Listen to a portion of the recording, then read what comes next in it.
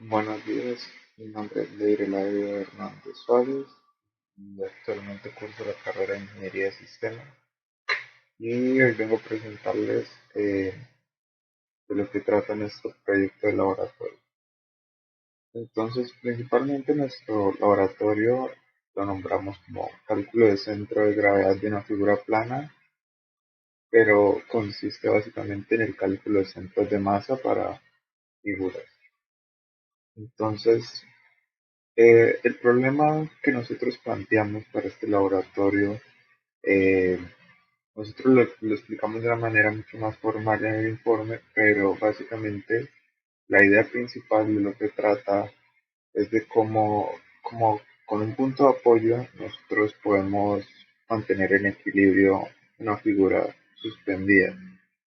Entonces, es básicamente eso.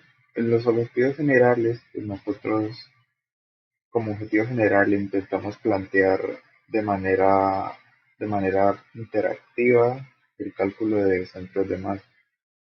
Y como objetivos específicos, pues primero pues, empezamos realizando un acercamiento con una forma didáctica al tema, luego relacionar los conceptos de masa y centro de gravedad, también que el estudiante luego compare los resultados obtenidos en la práctica con los resultados obtenidos de forma teórica.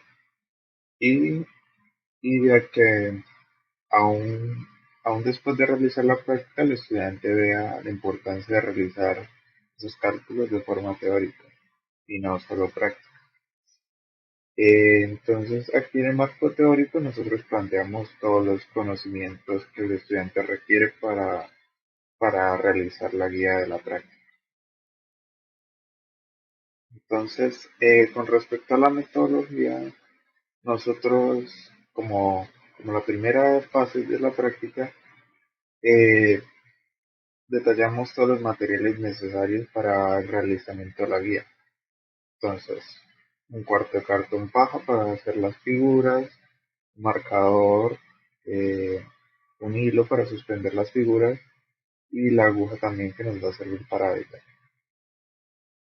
Entonces la práctica consistirá en la creación de cuatro figuras que detallamos: un rectángulo, un triángulo, un círculo, la letra F. Las dimensiones de estas figuras pueden ser cualesquiera. eh, y nosotros aquí en una guía de ejemplo de laboratorio detallamos cómo se hace ese proceso de cómo se hace ese proceso para, para poder armar todo el sistema, para realizar la práctica, de poder suspender las figuras y hallar los centros de masa de manera práctica. Además de eso, también mostramos cómo realizar ese cálculo de centro de masa de forma teórica. Eh, y luego ya en la postpráctica vendría siendo todo lo de realizarlo de manera teórica, en a calcular los errores porcentuales entre los centros de masa calculados experimentalmente y entre los calculados teóricamente, y que el estudiante compare pues, cuánto error hay en esos datos y si la forma experimental es una forma confiable. Y, y luego de eso vendría a pedirle al estudiante que realice el informe laboratorio. Como preguntas adicionales, pues las preguntas que nosotros planteamos es básicamente para que el estudiante se vea la importancia de realizar los cálculos de manera teórica, ya que algunas veces requieren recursos, bastantes recursos que de manera teórica no se presentan. Entonces, nosotros como resultados esperados de esta práctica esperamos que el estudiante comprenda la necesidad de los cálculos teóricos por todo esto de menos gasto de recursos y además de eso que el estudiante consolide sus conocimientos sobre el cálculo de centros de masa y lo relacione con los de centro de grado.